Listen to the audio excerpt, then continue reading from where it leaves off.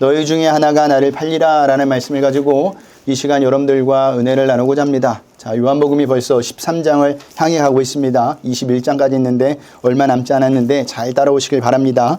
자, 세상에서 가장 힘들고 아픈 것 중에 하나가 내가 믿었던 사람에게 배신을 당하는 겁니다. 특히 내가 잘해주었던 사람, 나와 오래 있었던 사람, 내가 믿고 많은 것을 맡겼던 사람이 나를 배신할 때 세상에서 그보다 더 큰 아픔은 없을 겁니다. 수많은 소설이나 드라마, 영화에서 가장 많이 다루고 있는 것이 사랑이고 그 다음으로 많이 다루고 있는 것이 뭘까요? 배신입니다. 그만큼 우리 일상생활에서 배신이 아주 자주 일어난다는 겁니다. 아마도 이 자리에 있는 여러분에게도 한 번쯤은 배신을 당한 일이 있을 겁니다. 그런데 우리만 배신을 당한 것이 아니라 오늘 본문을 보니까 예수님도 배신을 당하셨습니다. 3년을 데리고 다니면서 사랑을 주었던 12제자 중 하나인 가룟 유다로부터 배신을 당한 거죠. 그리고 배신의 타이밍도 아주 절묘하게 예수님이 힘들 때 왔습니다.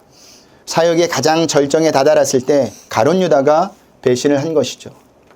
이것은 우리도 마찬가지입니다. 신기하게도 배신은요, 우리가 힘들고 예민할 때, 인생의 기로에 섰을 때, 연약할 때 찾아온다라는 거예요. 그래서 배신을 당하면 어렵고 괴로운 겁니다. 그런데요, 성도에게 일어나는 모든 일들은 거저 그냥 일어나는 것이 없습니다. 우연이 아닙니다. 하나님께서 필요했기 때문에 우리에게 주시는 거예요.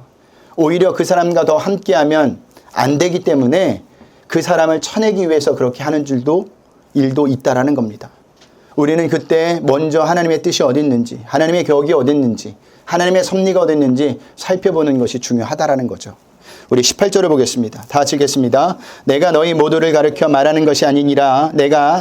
나는 내가 택한 자인지 누구인지를 알미라. 그러나 내 떡을 먹는 자가 내게 발금치를 들었다는 성경을 응하게 하려 하는 것이니라. 아멘. 내 떡을 먹는다는 것은요, 식탁 교제를 나눈 만큼 친근한 사이를 의미합니다. 그리고요, 내 발금치를 들었다는 것은요, 반환과 경멸의 표시를 의미해요.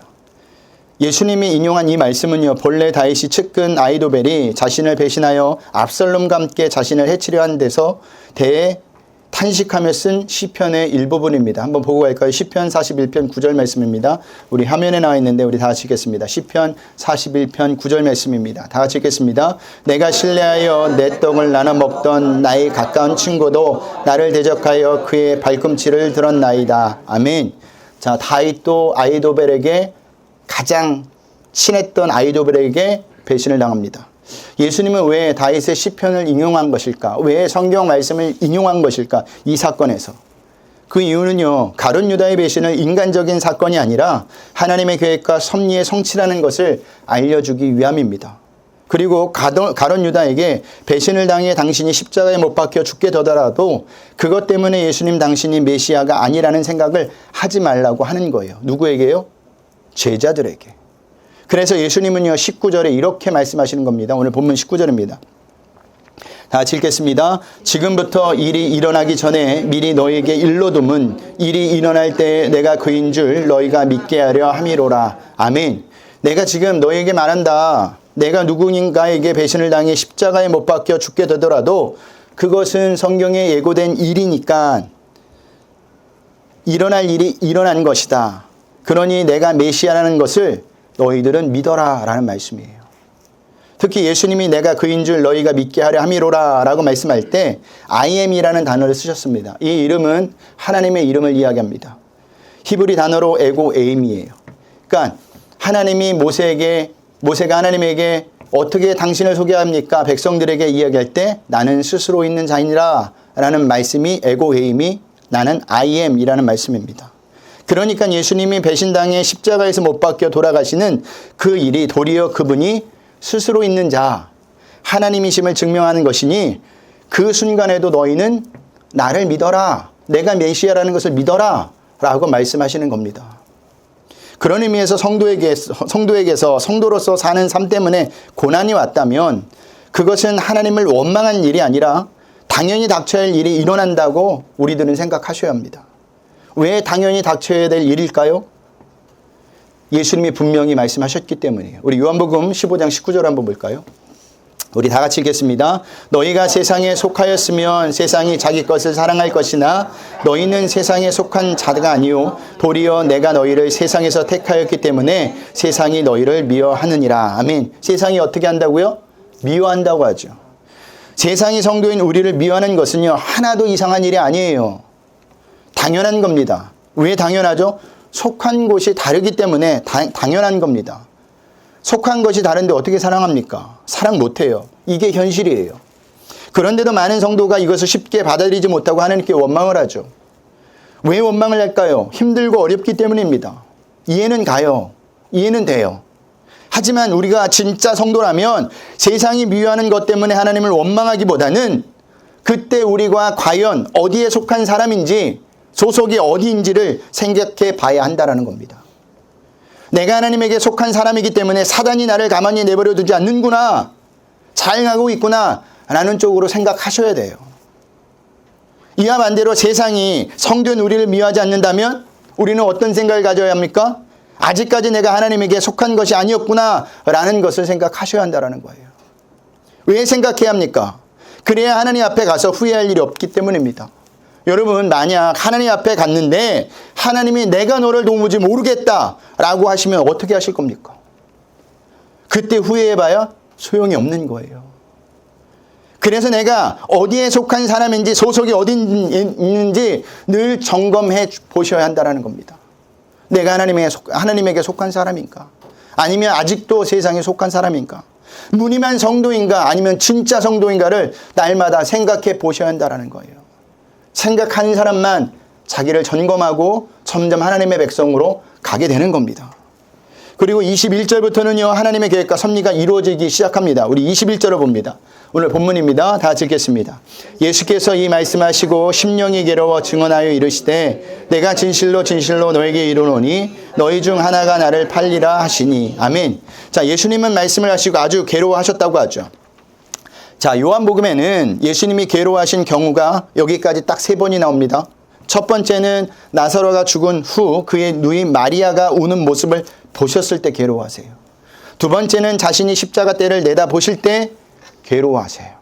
세 번째는 오늘 본문인 가룟 유다가 배신을 말씀하실 때 괴로워하신다라는 겁니다. 공통점이 뭐냐? 모두 죽음과 관련된 사건이라는 겁니다. 아무리 죽음이 영광에 이르는 관문이라고 해도 누구나 죽음이라는 현실 자체는 괴로워요.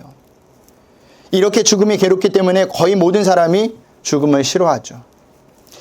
자, 그리고 오늘 본문에서 특이한 것이 있습니다. 자, 예수님이 가룟 유다의 배신을 예고하셨지만 그의 이름을 한 번도 언급하지 않았다는 점이에요. 만약 예수님이 가룟 유다의 배신을 알고 그 이름을 거론하셨다면 어떻게 되었을까? 아마 제자들에게 끌려가 매를 맞아 죽었을 겁니다. 틀림없이 성격 급한 베드로에게 머리채를 끌려 밖으로 내쫓임을 당했을지도 몰라요. 그래서 그런 일이 일어나지 않도록 예수님은요, 가룟 유다의 이름을 밝히지 않고 뭐라고 말씀하시느냐? 너희 중에 하나가 나를 팔리라 라고 말씀하신 겁니다. 자, 이 말씀을 듣고 가룟 유다는 죄를 고백하고 회개하며 돌이켜야 했습니다. 예수님, 제가 그런 생각을 가졌습니다. 죽을 죄를 지었습니다. 용서해 주세요 라고 해야 되는데 가룟 유다는요, 그렇게 고백을 하지 않고 회개하지도 않고 돌이키지도 않아요. 자, 우리는요, 가룟 유다의 모습을 보면서 인간의 모습을 보게 됩니다. 일반적으로 인간은요, 다른 사람은 다들 다 들켜도 나는 안 들킨다고 생각하고 죄를 져요. 어떤 사람은요, 다 죽어도 나는 안 죽는다. 다른 사람은 다 죽을 병에 걸려도 나는 안 걸린다. 다른 사람은 다 망해도 나는 망하지 않는다 라는 생각을 합니다. 하지만 그게 인간의 마음과 생각대로 되어집니까? 안 되어져요. 인간이면 누구나 다 겪을 수 있는 일입니다. 그런데도 늘 인간은 어떤 생각을 갖습니까? 늘 자신은 예외라는 생각을 갖죠. 아니에요. 다 똑같아요. 목사인 저나 성도인 여러분이나 다 똑같습니다. 그렇기 때문에 우리는 이것을 인정하셔야 돼요. 왜 인정해야 합니까? 그래야 비로소 우리가 예수님을 바라보기 때문이에요. 그때 우리는요, 길이 보이고 소망이 생기게 되는 겁니다. 예수님만이 나의 인생을 책임질 수 있는 분이구나. 예수님만이 나의 길이구나. 나의 전부이구나 라는 것을 알게 된다는 겁니다. 내 자신에 집중하는 나머지 나를 너무 믿는 사람은요, 절대 예수님을 영접할 수가 없어요. 왜요? 내 스스로 모든 것을 할 수 있다는 교만 때문에 그렇죠. 그렇기 때문에 내 부족함을 깨닫는 것, 나의 모자람을 알게 되는 것, 감사하셔야 합니다. 나의 망함에도 감사하셔야 돼요. 왜요? 그때 비로소 예수님을 보게 되기 때문이에요. 우리의 목적은 무엇이냐? 예수님을 찾는 겁니다. 예수님을 만나는 겁니다. 이 땅에서 그 어떤 것보다 중요한 것은 잘 먹고 잘 사는 것이 아니라 내가 예수님을 믿어 예수님을 만나 구원받는 백성이 되어야 한다는 거예요. 우리가 예수 믿는 이유가 이거야 한다는 겁니다. 이보다 더 중요한 것은 없습니다. 자, 너희 중에 하나가 나를 팔리라는 예수님의 말씀을 듣고 제자들은 서로 의심하기 시작하죠. 22절을 볼까요? 다 같이 읽겠습니다. 제자들이 서로 보며 누구에게 대하여 말씀하시는지 의심하더라. 아멘. 자, 마태복음에서는 그들이 몹시 금심하여 각각 여짜오되 주여 나는 아니지요 라고 묻는 것으로 나옵니다. 제자들은 서로를 의심했을 뿐만 아니라 자기 자신도 의심했다라는 거죠. 자, 상황이 이러한데도 예수님은 왜 가룟 유다의 이름을 밝히지 않았을까? 그 이유는 이미 말씀드렸듯이 가룟 유다를 보호하시기 위해서였습니다. 그런데요, 그 이유만 아니에요. 한 가지 더 있습니다. 그 이유는 가룟 유다에게 기회를 주시기 위함이었다라는 겁니다. 마지막 순간까지도 배신자가 되지 않도록 돌이킬 수 있는 기회를 주시기 위해 간접적으로 예수님이 알고 있다는 점만 가르쳐 주셨을 뿐 이름을 언급하지 않았던 거예요. 복음서를 보면요, 5번 정도의 기회가 주어집니다. 가룟 유다에게. 근데 성경이 안 나온 부분까지만 더 많을 거예요. 그런데도 가룟 유다는 돌이키지 않아요. 그러자 베드로가 예수님이 사랑하시는 예수님의 품에 의지하여 누워있는 한 제자에게 그가 누구인지를 예수님에게 물어보라고 하죠. 우리 23절에서부터 25절을 볼까요? 다 같이 읽겠습니다. 예수의 제자 중 하나 곧 그가 사랑하시는 자가 예수의 품에 의지하여 누웠는지라. 시몬 베드로가 머리짓을 하여 말하되 말씀하신 자가 누구인지 말하라 하니 그가 예수의 가슴에 그대로 의지하여 말하되 주여 누구니이까. 아멘. 자, 이 구절을 이해하기 위해서 여러분의 이해를 돕기 위해서 그림 한 장을 보여드리겠습니다. 자, 보이시나요? 이게 유대인들의 식사하는 장면입니다. 거의 찾아봤는데 이게 제일 근접한 것 같아서 보여드린 겁니다. 자, 우리나라처럼 그들은요 곧게 앉아서 식사를 하는 것이 아니라 오른손을 지지대로 세워 비스듬하게 누워서 식사를 합니다. 소화가 될지 모르겠어요. 그래서 23절에 예수의 제자 중 하나 곧 그가 사랑하시는 자의 예수의 품에 의지하여 누웠는지라 라는 표현을 한 겁니다. 보세요. 다 비스듬히 누웠죠. 이렇게. 그러면 여기 그가 사랑하시는 자, 예수님 품에 의지하여 누워있는 자가 누굴까요? 그렇죠. 아, 우리 성도님들은 아주 대단하십니다. 예. 요한복음을 기록한 요한 자신입니다. 자, 예수님이 베드로의 발을 맨 나중에 씻어주는 것을 볼 때 베드로는요 맨 끝자리에서 식사를 하고 있었을 겁니다. 가룟 유다를 제외하고 모든 제자가 누가 배반한다는 것인지 궁금했을지도 몰라요. 그래서 베드로는요 예수님에게 가장 가까이 있는 요한에게 눈짓을 하는 겁니다. 그리고 요한이 예수님께 그 사람이 누구인 줄을 물어보라는 거예요. 왜냐하면 멀리서 물어보면 분위기 험악해지잖아요. 그러니까 눈짓을 하면서 좀 물어봐. 궁금하단 말이야. 이렇게 물어본 거예요. 조용히 이야기하니까 예수님도 조용하게 요한에게 대답해 주십니다. 26절을 볼까요? 다 같이 읽겠습니다. 예수께서 대답하시되 내가 떡 한 조각을 적셔다 주는 자가 크니라 하시고 곧 또 한 조각을 적셔서 가롯 시몬의 아들 유다에게 주시니. 아멘. 떡 한 조각을 적셔서 가롯 유다에게 건네줍니다. 자, 이 장면을 한번 머릿속에 그려봅시다. 자, 예수님이 떡 한 조각을 한 제자에게 건네줍니다. 만약 예수님이 떡 한 조각을 건네주기 위해 일어나 가셨다면 아마 제자들은요 그 자가 누군지를 알았었겠죠. 예. 그런데 성경을 보면 예수님이 일어났다는 표현이 없는 것을 볼 때 가룟 유다가 예수님과 가장 가까운 곳에서 식사하고 있었다고 봐야 합니다. 자, 요한이 예수님의 가장 가까운 오른쪽에서 식사하고 있었으니 가룟 유다는 가장 가까운 어디서 식사하고 있었을까요? 왼쪽에서 식사하고 있었겠죠. 그럴 가능성이 커요. 그 장면을 통해 저는 이렇게 생각해 봤습니다. 예수님이 가룟 유다에게 다시 한번 회개하고 돌이키라는 기회를 베풀어 주시는구나. 더군다나 떡을 적셔서 주셨다는 건네주셨다는 것은요 아직까지 가룟 유다에 대한 사랑을 포기하지 않았다는 것을 보여줘요. 우리가 요한복음 13장을 시작하면서 1절이 어떤 말씀이었어요? 하나님의 사람을 어떻게 그분이 사랑하신다고요? 끝까지 사랑한다는 것입니다. 그러니까 지금 한마디로 예수님은요, 가룟 유다를 끝까지 사랑하는 마음으로 기회를 주시는 거예요. 그런데도 가룟 유다는 돌이키지 않죠. 결국 가룟 유다가 어떻게 되죠? 지난번에도 말씀드렸듯이 스스로 목숨을 끊어버려요. 얼마나 안타까운 일입니까? 다시 한번 말씀드리지만 하나님이 기회를 주실 때 돌이켜야 합니다. 그래야 망하지 않고 살아요. 그런데 그 기회는 언제까지일까요? 늘 제가 이야기하잖아요. 언제까지일까요? 그러죠. 살아있을 때. 우리 호흡이 코끝에 남아있을 때까지입니다. 우리 호흡이 남아있을 때까지는 기회가 계속 되어줍니다. 주어집니다. 하지만 호흡이 남아있지 않으면 절대로 돌이킬 수 없어요. 그러니 기회가 있을 때 어떻게 해야 될까요? 돌아오셔야 돼요. 돌이키셔야 돼요. 하나님이 주시는 기회를 붙잡으셔야 한다는 겁니다. 그런 의미에서 여러분은 하나님이 주신 기회를 붙잡고 여기 오신 거예요. 누군가에게 예수 믿으라는 그 소리를 듣고 오신 겁니다. 그런 의미에서 여러분은 복받은 사람이에요. 그러니 기회가 있을 때 돌이키세요. 영원히 고통당하는 지옥에 가시면 절대 안 됩니다. 저희 브리스교회 성도님들은. 아멘을 안 하시네요. 지옥 가지 말라는데 왜 아멘을 안 하시지? 네. 자, 여기서 우리는 한 가지를 더 살펴볼 수가 있습니다. 그것은요, 예수님과 함께 먹던 자, 예수님과 가까이 교제하던 자, 예수님의 사랑을 경험하고 은혜를 체험하고 예수님의 교훈을 듣고 기적을 보았던 자 중에 배신자가 있었다라는 겁니다. 그 배신자가 누구예요? 가룟 유다예요. 그 의미는 예수님과 가까이 있다고 자랑하거나 방심해서는 안 된다라는 겁니다. 교회 생활을 오래 했다고, 믿음의 가문이라고, 형식에 익숙해졌다고 방심해서는 안 된다는 것을 지금 말해주고 있는 거예요. 여러분, 누구나 예수님을 배신할 수가 있는 겁니다. 그런 의미에서 교회의 혼란과 갈등의 중심을 보면 누가 있습니까? 불신자가 있을까요? 추신자가 있을까요? 아니에요. 항상 교회의 갈등과 혼란 속의 중심에 있는 사람은 누구였냐? 예수님을 가까이 하던 사람들 중에, 교회를 깊이 아는 사람들 중에 예수님을 팔아먹는 사람이 있었다라는 겁니다. 그런 의미에서 우리 브리지교회에서 가장 위험한 자가 누굴까요? 그렇죠. 예. 목사님, 제가 제일 위험해요. 예.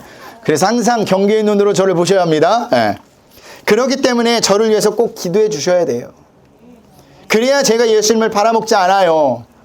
늘 이 마음을 갖지만 언제 변할지 몰라요. 나이가 들면 더 욕심이 생길지도 모릅니다. 그렇기 때문에 끝까지 잘 우리 목사님이 잘 지켜갈 수 있도록 여러분들이 기도해 주셔야 합니다. 그리고 불꽃 같은 눈동자로 이상한 짓 안 하나 쳐다보셔야 돼요. 그 다음은 누굴까요? 저요. 헌신하는 분들입니다. 반주로 헌신하는 분, 헌금위원으로 헌신하는 분, 대표기도로 헌신하는 분, 안내로 헌신하는 분들입니다. 그분들을 위해서 꼭 기도해 주셔야 돼요. 그래야 그분들도 예수님을 팔아먹지 않아요.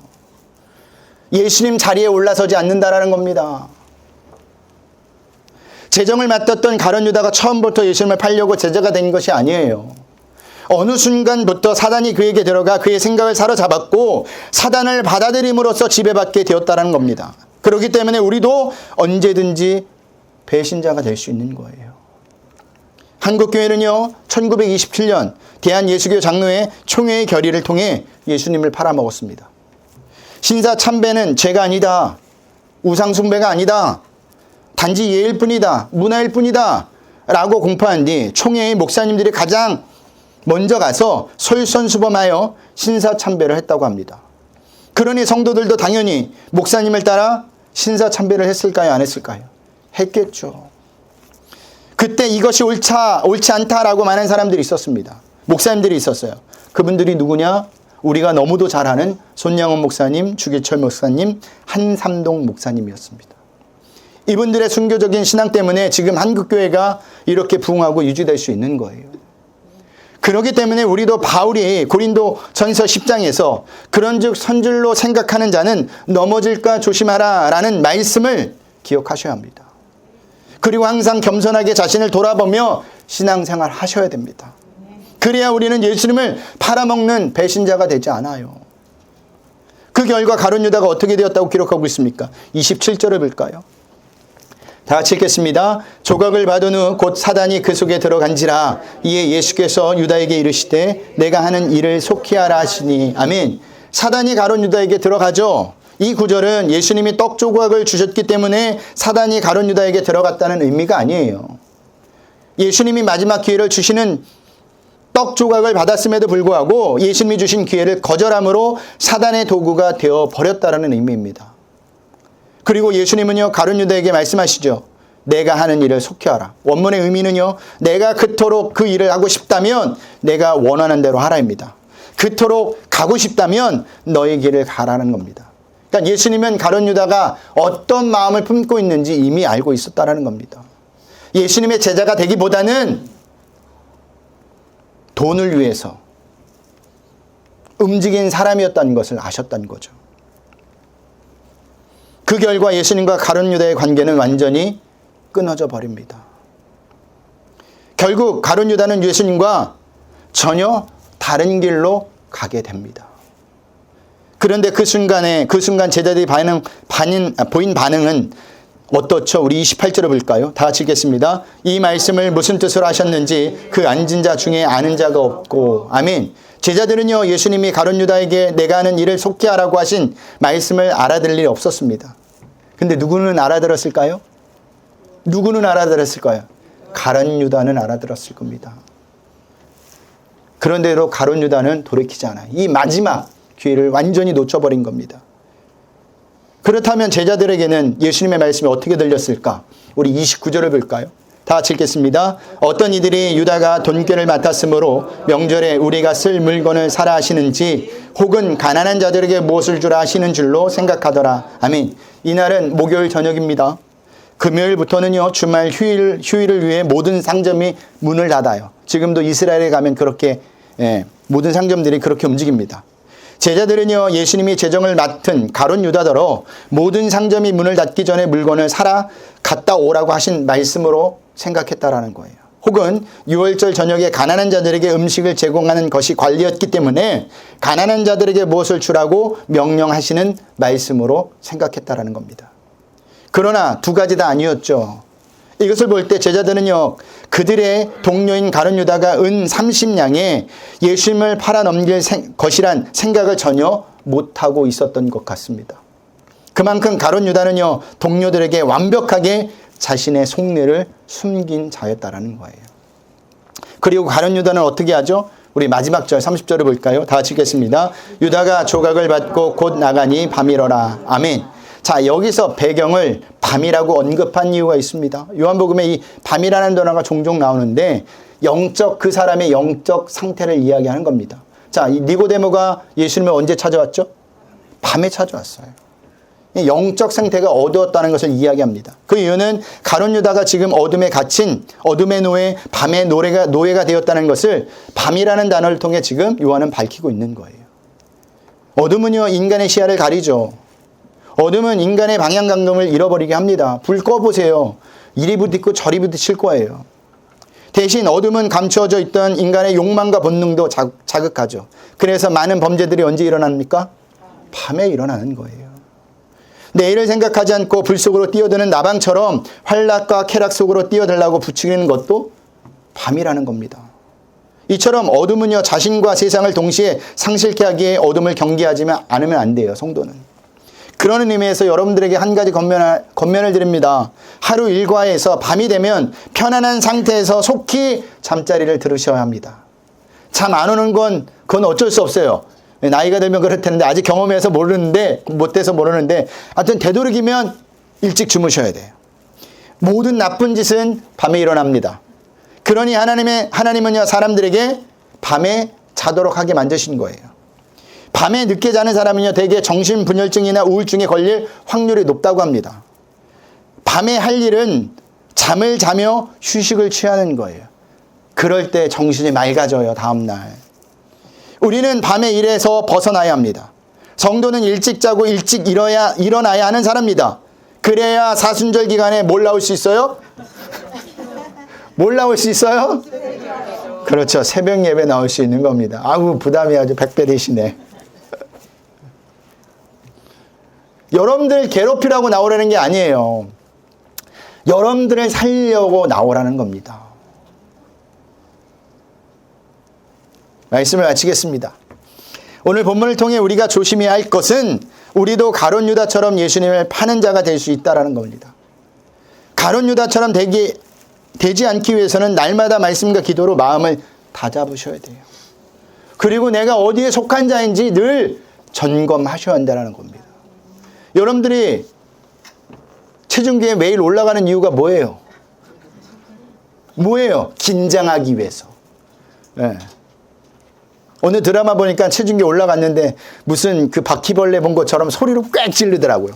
지른 이유는 보니까 밤새 내가 이렇게 쪘나 깜짝 놀랐다라는 거죠. 올라가는 순간 자기 상태를 아는 겁니다. 그때 내일서부터는 밤에 먹지 말아야지. 긴장하게 돼요.